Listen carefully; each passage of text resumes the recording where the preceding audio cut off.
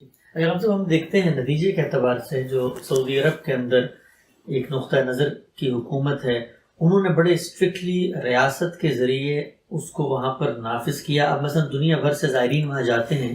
تو یہ اگر بحث وہاں اٹھائی جائے کہ جی لوگوں کو تو آزادی فکر ہے، آزادی اظہار ہے، کوئی وہاں کھڑا ہو کے حرم میں تقریر کر رہا ہو کسی کے خلاف، کوئی جو ہے رسول اللہ کے روزے پہ کوئی منت مانگ رہا ہو، کوئی کہیں پر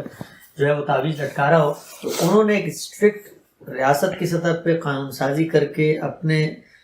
لوگوں کو روک دیا ہے۔ تو اس کا تو فائدہ ہوا نا کہ وہ مقدس مقامات پہ نہ آج آپ کو شرک نظر آتا ہے، نہ بدعت نظر آتی ہے، تو نتیجے کے اعتبار سے تو کہیں نہ کہیں وہ فائدہ مند چیز ہو جاتی ہے۔ دیکھیے، جو چیز آپ کی تولیت میں دے دی گئی ہے، مثلا میں نے آپ کو ایک مسجد کا نگران بنا دیا ہے، تو وہاں تو جو آپ کا نقطہ نظر ہے اس کے لحاظ سے آپ اس کی تولیت کریں گے۔ اس وقت یہ ہے کہ اس مسجد کی یا مسجد حرام کی یا مسجد نبوی کی یا وہاں جو کچھ بھی مقدسات ہیں ان کی تولیت کس کے پاس ہے؟ وہ ان کے پاس ہے۔ وہ کسی اور گروہ کے پاس آئے گی تو آپ کو معلوم ہے جب تھی تو اس وقت یہ سب ہوتا تھا، تو اس لیے وہاں پر بھی یہی صورتحال ہے کہ آپ نے تولیت کس کو دی ہے، وہ تولیت انہوں نے حاصل کی ہوئی ہے، اس وقت انہی کے پاس ہے، انہی کے نقطہ نظر کے لحاظ سے سب معاملات ہوں گے۔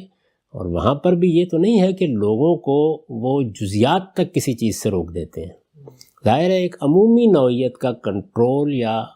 ایک قانون کی پابندی کرائی جاتی ہے، باقی میں نے خود دیکھا ہے کہ وہاں لوگ اپنے طریقے سے عبادت کر رہے ہوتے ہیں، تسبیحات پڑھ رہے ہوتے ہیں، اسی طرح جب وہ طواف کر رہے ہوتے ہیں تو بہت سی دعائیں اپنے طریقے کی مانگ رہے ہوتے ہیں، جن جگہوں کو وہ زیارت کی جگہیں کہتے ہیں ان میں بھی اپنے طریقے سے جا رہے ہوتے ہیں۔